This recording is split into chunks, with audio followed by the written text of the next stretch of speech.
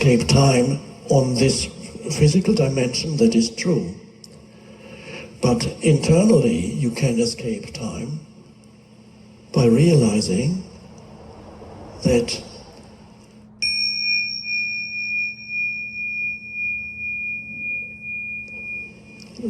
another portal is the most obvious portal into that dimension and that realization is obviously the present moment.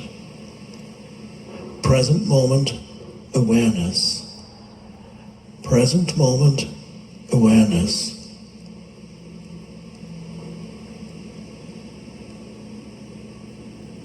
Now, what is the present moment?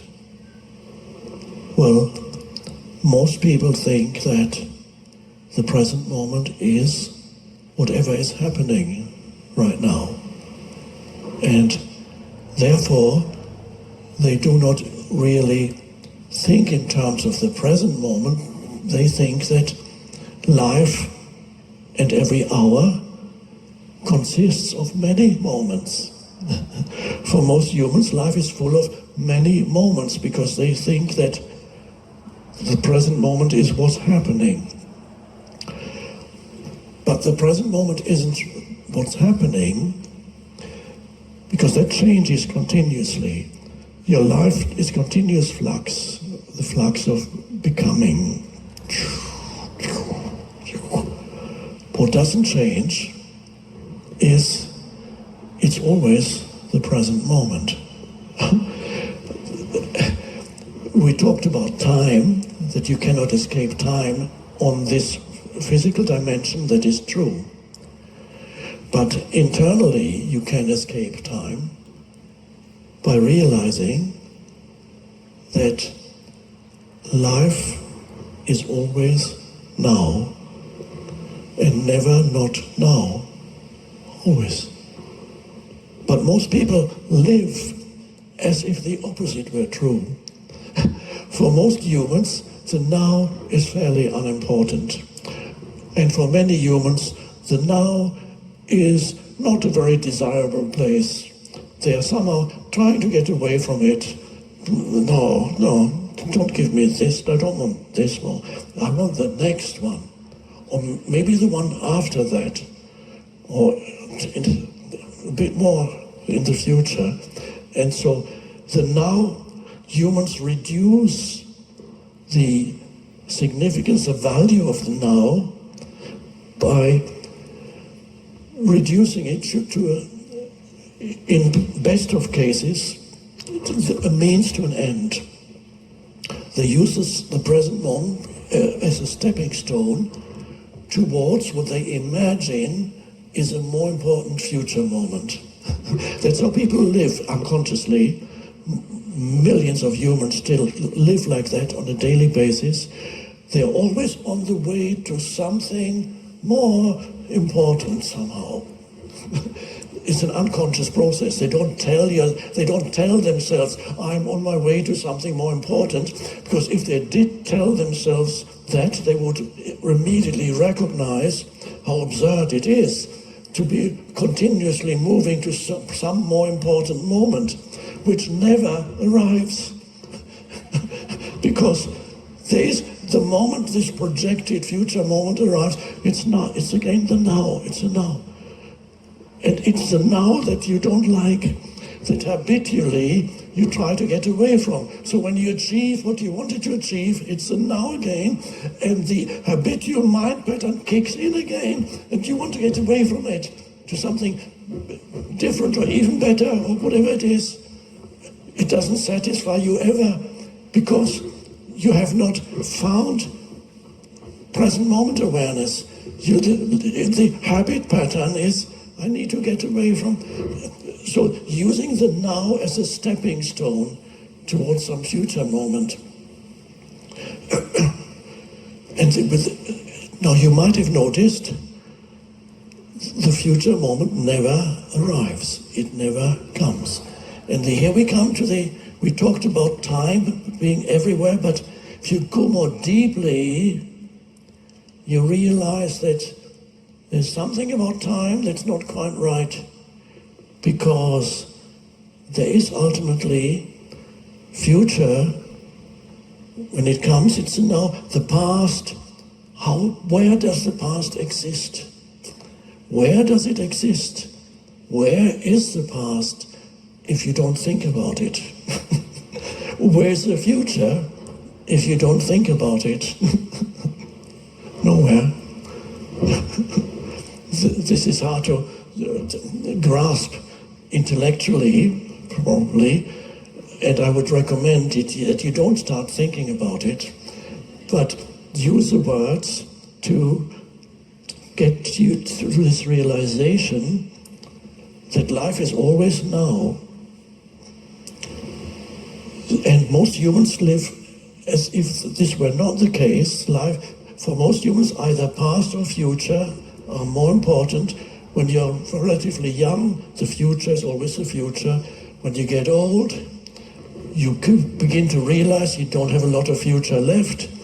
Then you dwell more on the past. You think about the past, you talk about the past, and either with regret or resentment or nostalgia. Oh, that was so wonderful when I was in love. It's all gone now. Oh my God, it's all now. Nothing is gone. You're still who or what you are in this moment as consciousness. There was in a pub in England, there was a sign on the counter which says, "Free beer tomorrow." And it was always true, because if you went there the next day, he said, "Where's my free beer?" He said, "Read this." Oh, tomorrow never comes. So you see, this is a very important realization, the primacy of the present moment. So we talked about using the present moment as a stepping stone. That's one thing. Even worse, and that also applies to millions of humans, they actually have an antagonistic relationship with the present moment. In other words, whatever is happening, wherever they are, whoever they are with, they don't want it. They'd rather be somewhere else. You know the bumper sticker on cars, "I'd rather be golfing, I'd rather be fishing," or whatever it is. Anything except with this here and now. I visited Ram Dass, who wrote a famous book about the present moment. I think it's called Be Here Now, in the 60s. I visited him, and on his car, he had a big bumper sticker which said, "I'd rather be here now." So, to appreciate, to give more attention to the present moment. And the present moment is deeper than what happens in the present moment. Because what happens changes continuously. But the essence of the present moment, that is a timeless space in which everything happens. It arises and it passes away. It arises and it passes away. It's born and it dies. It's born and it dies. All in that space of now.